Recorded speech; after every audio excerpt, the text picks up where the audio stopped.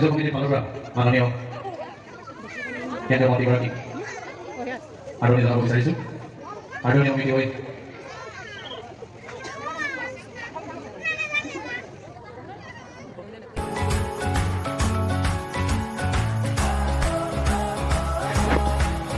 জনাইছে।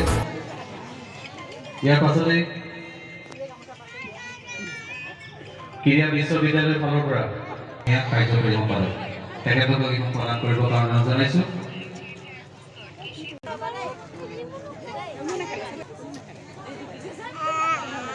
আৰু যিসকল অনুষ্ঠান প্ৰতিষ্ঠানে মাননীয় মন্ত্ৰী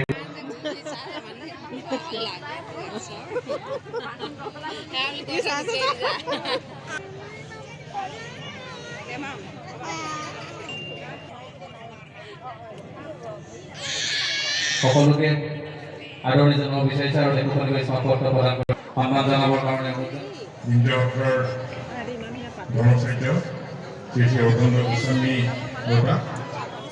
মায়ৰা বৰ্তমানৰ অত্যাধিকাৰ শ্ৰী প্ৰচণ্ড ভূষণ দেউতা ভকত বৈষ্ণৱসকল আজিৰ এই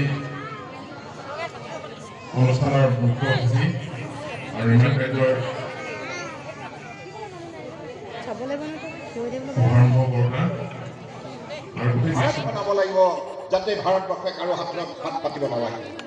গতিকে আজিৰ তাৰিখত আপোনালোকে জানে মাননীয় প্ৰধানমন্ত্ৰী ডাঙৰীয়াৰ শক্তিশালী নেতৃত্বত কোভিড কালত কৰোণা ভাইৰাছৰ বিৰুদ্ধে যিখন যুদ্ধ আমি ঘোষণা কৰিলোঁ সেই যুদ্ধত আমি জয়ী হৈছোঁ, যাৰ বাবে আজি ভাৰতবৰ্ষই বিশ্বৰ বুকুত এটা উল্লেখযোগ্য উদাহৰণ সফলতাৰ উদাহৰণ দাঙি ধৰিবলৈ সক্ষম হ'ল। আৰু মাননীয় নৰেন্দ্ৰ মোদী ডাঙৰীয়াৰ নেতৃত্বত নিজেই ভেকচিন প্ৰস্তুত কৰি এই কামখিনি স্থানীয় ৰাইজৰ সহযোগত সম্পূৰ্ণ কৰাৰ প্ৰয়াস কৰিব। আৰু আমাৰ ভাইচ চেঞ্চেলৰ বৰ্মা ডাঙৰীয়া তেখেত বহুত অভিজ্ঞতাপুষ্ট এগৰাকী